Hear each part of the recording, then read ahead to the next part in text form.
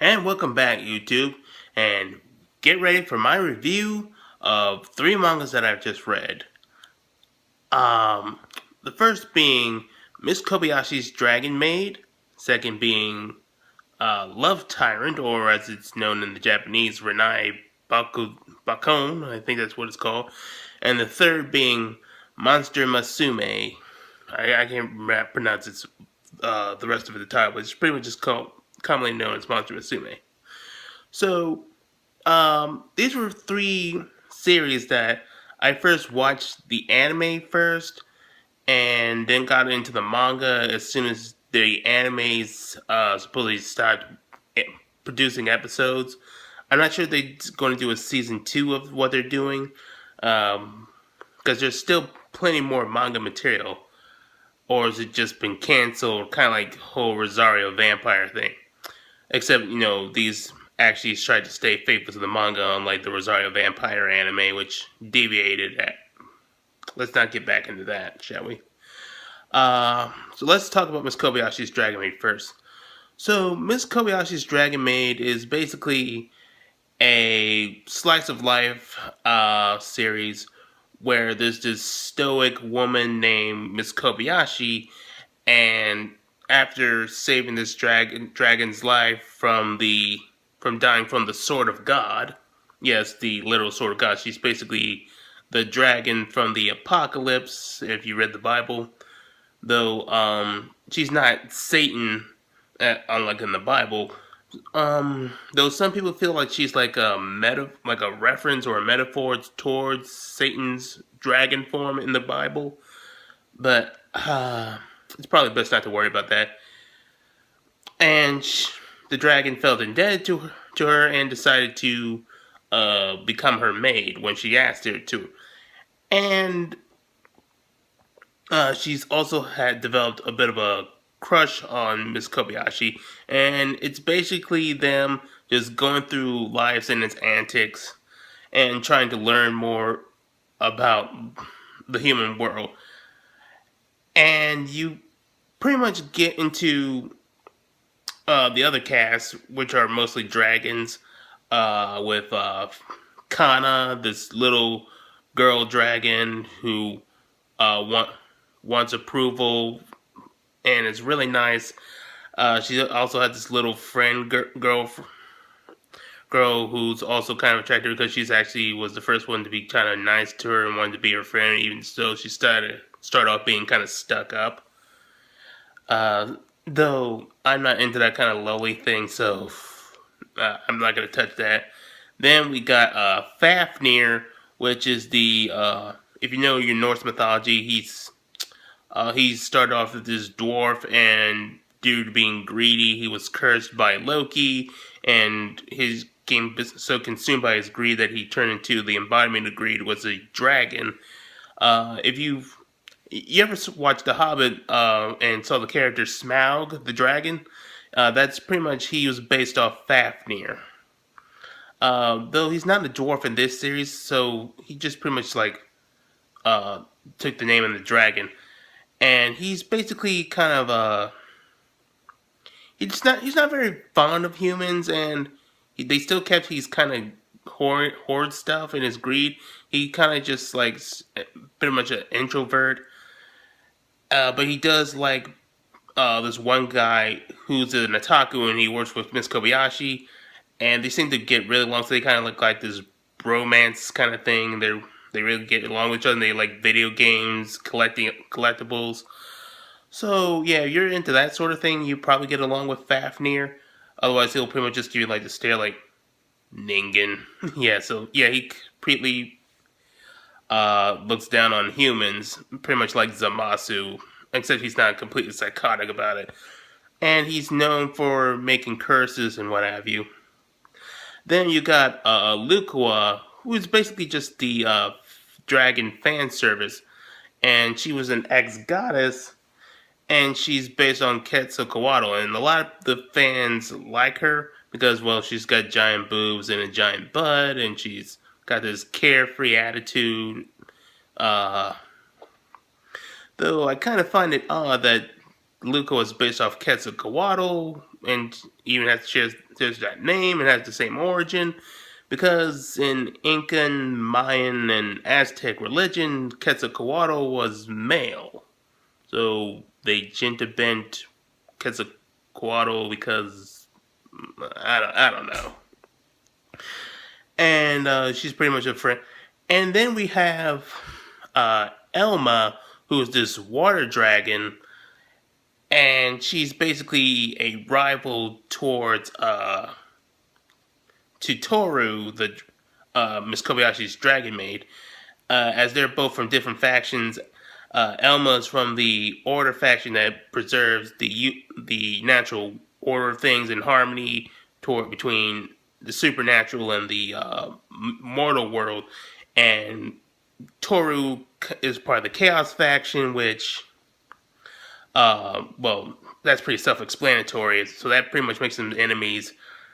And then there's also the third faction that doesn't get involved in anything until they and Elma tries to be the responsible one.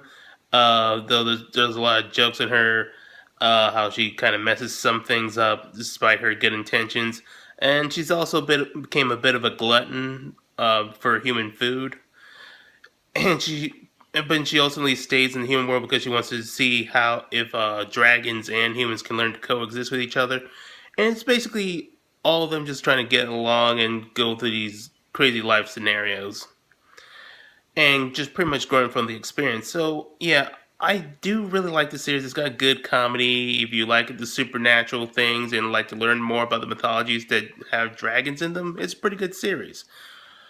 Then there's Love Tyrant, which is basically a parody of Death Note, except where people don't. Instead of when you write people's name and they die, they actually fall in love.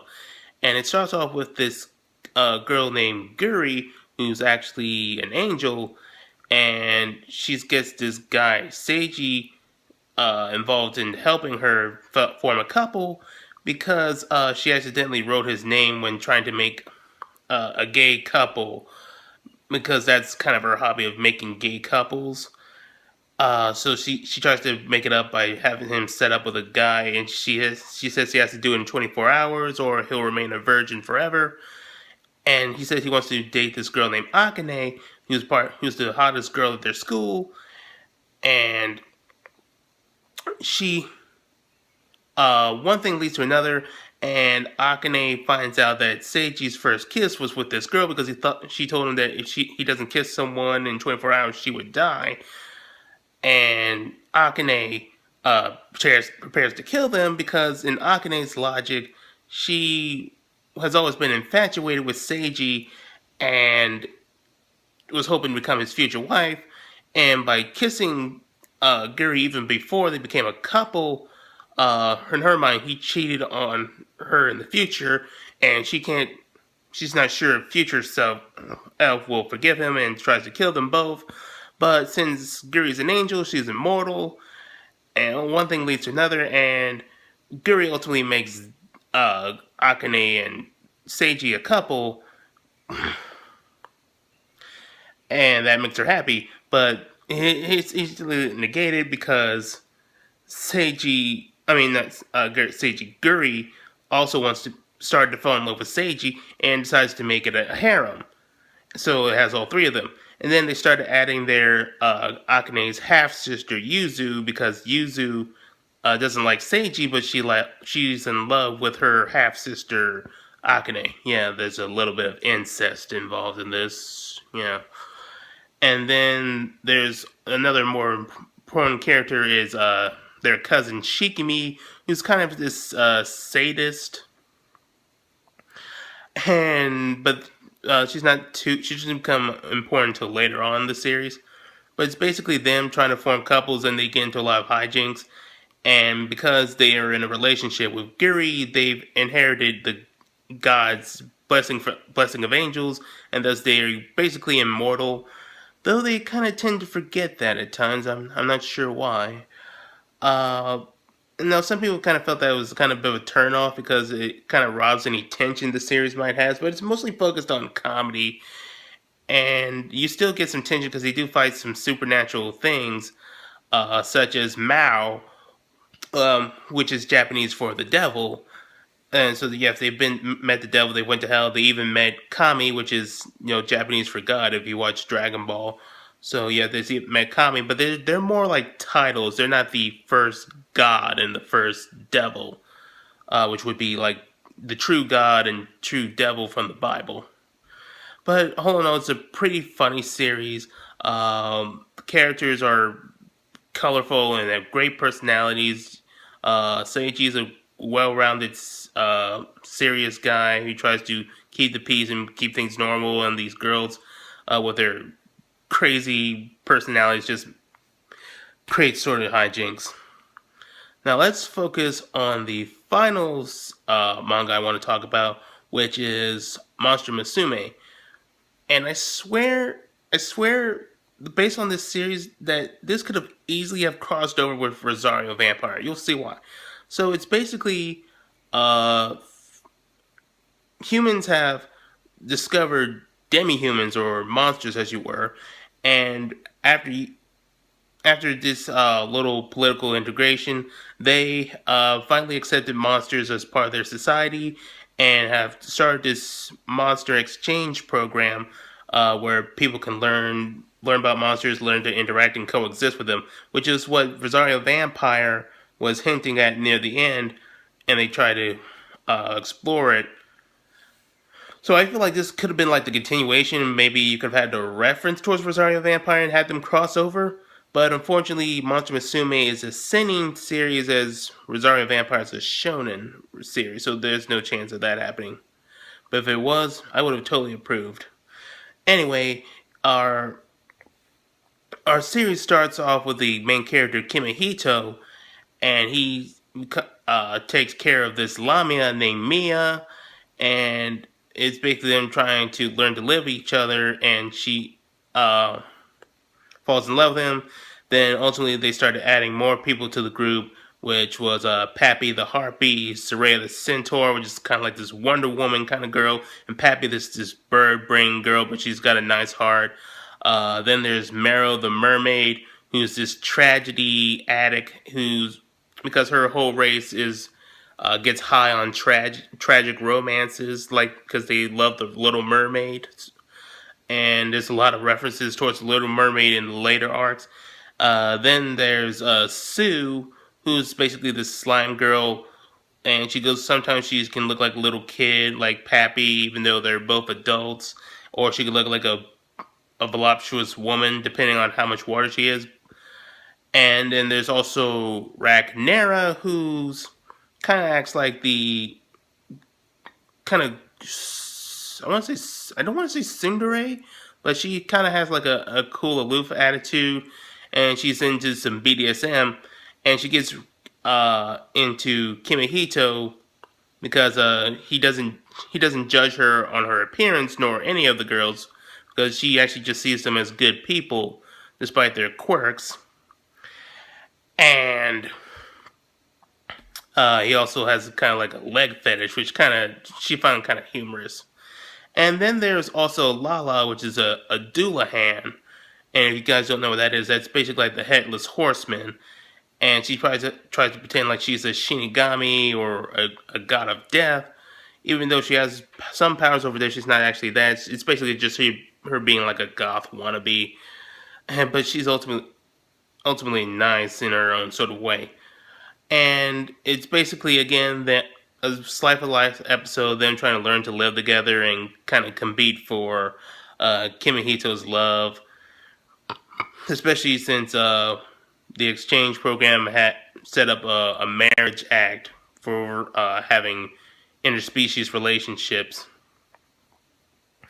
and they are pretty much a lot of interesting characters with Mia being the typical girl next door kind of girl, Pappy being the sweet little sister, and so along with Sue, Meryl being this royal mermaid girl who's nice.